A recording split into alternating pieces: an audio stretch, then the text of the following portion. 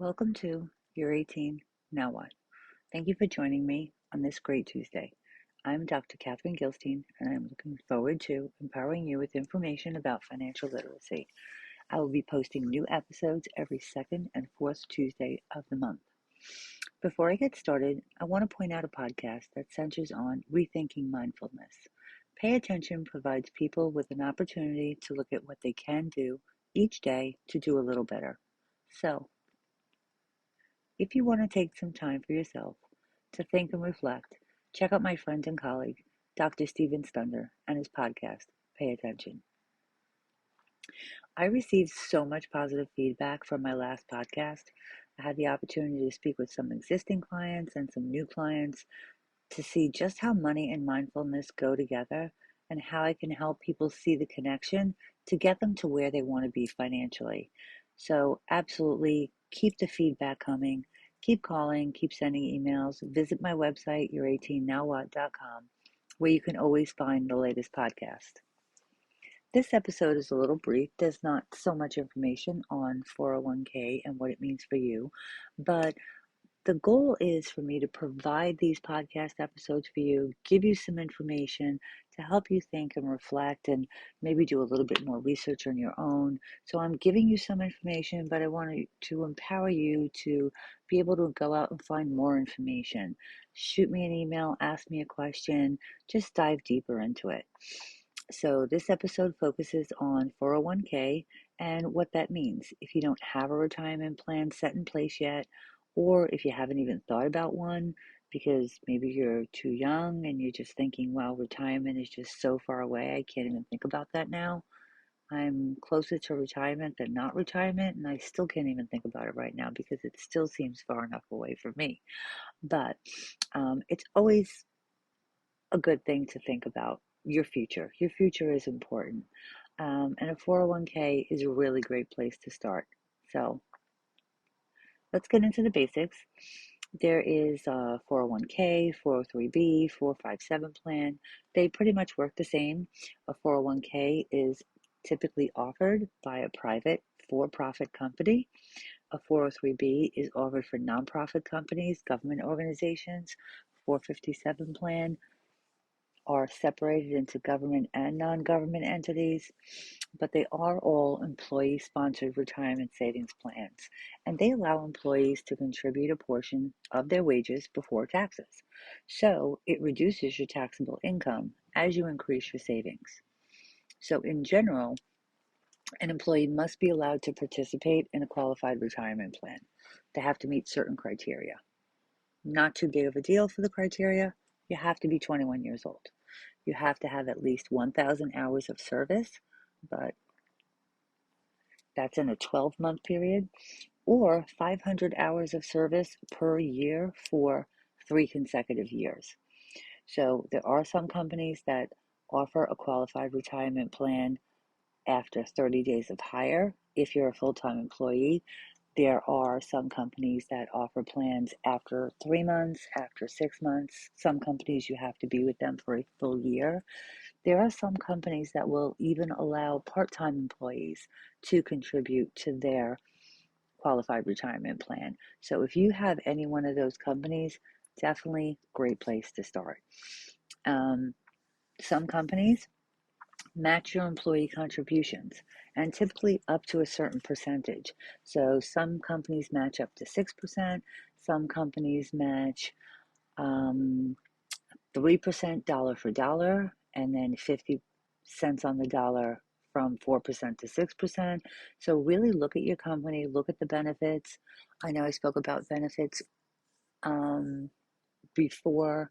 I know they're in my book coming out, which I'm very excited about. So I haven't spoken much about it on my podcast because it's going to print and the book should be available soon in the next few weeks. So very excited about that. But there's a lot more information in the book as well. Um, if you think about it, if you put in 3% of your income and your employee puts in 3% of your income, you're saving 6% of your salary without even thinking about it. It's taken out of your check first, before taxes. Whatever your company offers as the contribution percentage, My suggestion, that's the minimum that you should be putting away.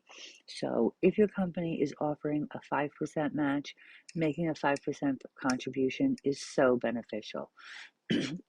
Remember, I spoke about time and compounding interest. This is where time and compounding interest really work. You're putting away 5%, the company's putting away 5%, you're saving 10% of your salary.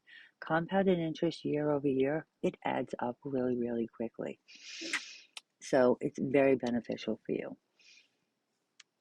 You're not even thinking about it. If you start a job by taking this money out from the very moment that you're able to be eligible to start, you're automatically accustomed to that take home pay after contributions, taxes, and benefits that you might otherwise be paying for. So if you can put away more than the matching amount, my suggestion, definitely do it.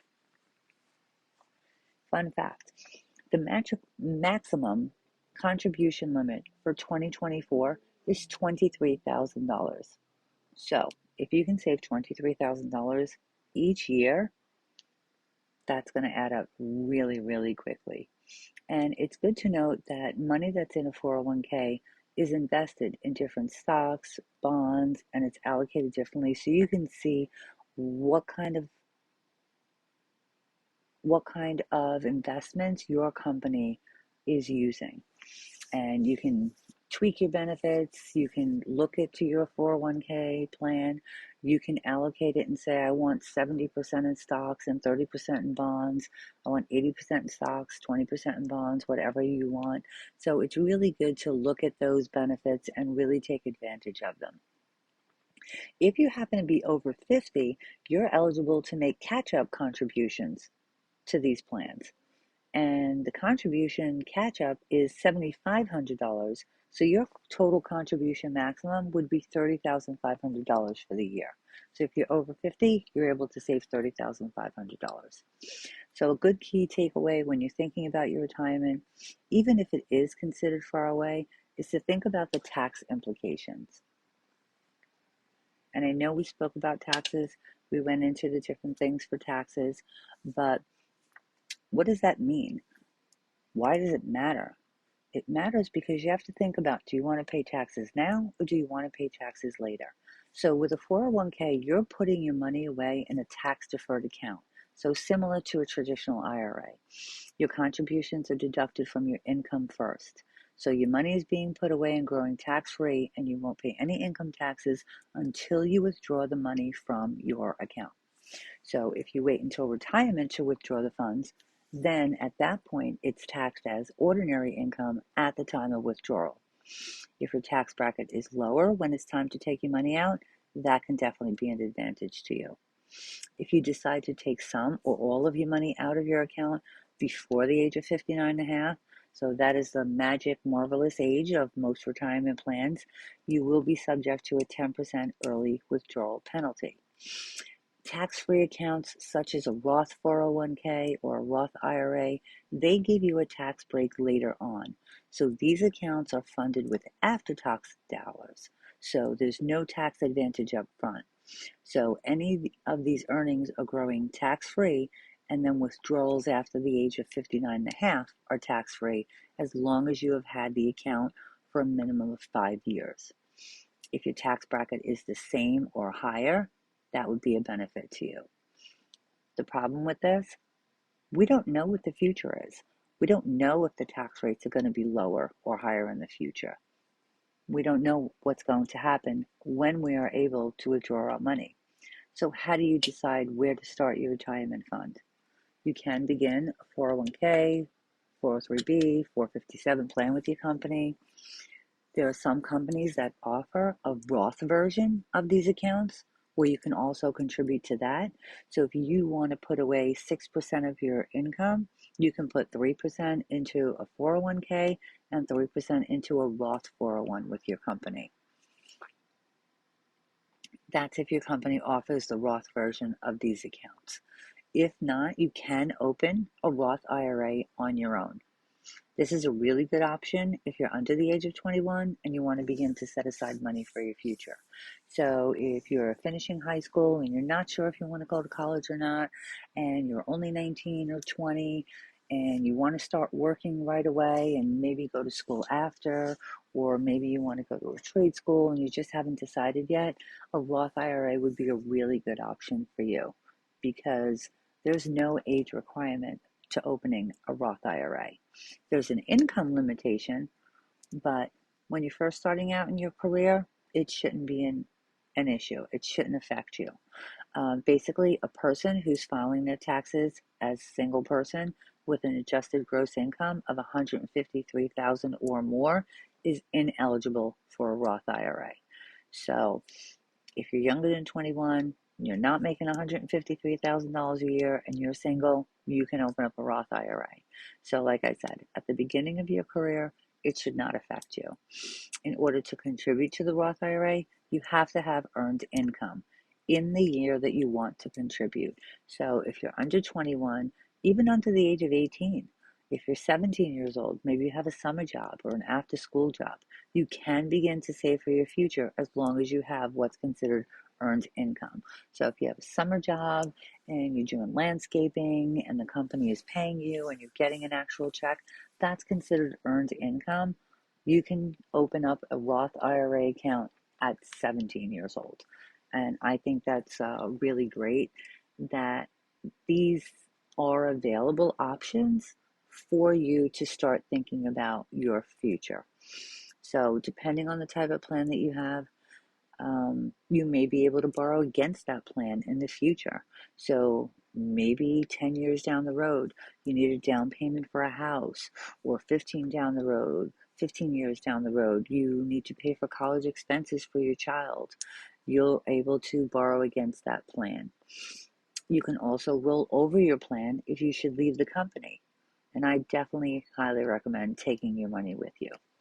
Think about this. And this is what I tell my clients, and they always laugh, and that's okay. But if you were married and then split up, would you keep a joint account with your ex? I know I wouldn't. The same goes for your company. If you leave your company, take your money with you. It's so easy to just open up a brokerage account on your own and have your assets transferred into an account for yourself. So think about where you want to put your savings. Have a high yield interest savings account to build up your emergency fund. As long as you're working and your company offers a plan, you are eligible to contribute to it. So start with your company plan for a qualified retirement savings account. Make savings one of your goals. Increase your contribution limits in your retirement plan periodically. Maybe you start by putting away 4% and then gradually increase it. If you're putting in 4% for the first year and then next year you get a 5% raise, maybe take 1% of that raise and add it to your contribution, so now you're contributing 5%. Those little increments aren't going to really make a difference in what you're bringing home in your take home pay. Think about your tax implications. Think about the taxes. Do you want to pay tax now? Do you want to pay tax later? Have a few different buckets so you can give yourself that financial flexibility for the future. Spend the time, build the habits that it takes, create your financial strength, and make your money work for you. Do some research. Don't hold yourself back from achieving your financial goals. Be open to learning, be open to listening. Ask questions. What more do you want to know? Visit my website at your18nowwhat.com. Drop me a line, send a question or a comment. Any questions received will be responded to by either email or addressed on the next podcast. Remember, be invaluable for what you share, not what you go. So, see you next time on Your 18 Now What. Be sure to visit my website where you can always find the latest podcast episode to listen to, follow, and share. Thanks for joining me. And as soon as I have more information on my book, I will definitely keep you posted. But keep checking the website because it's on there. Have a great day.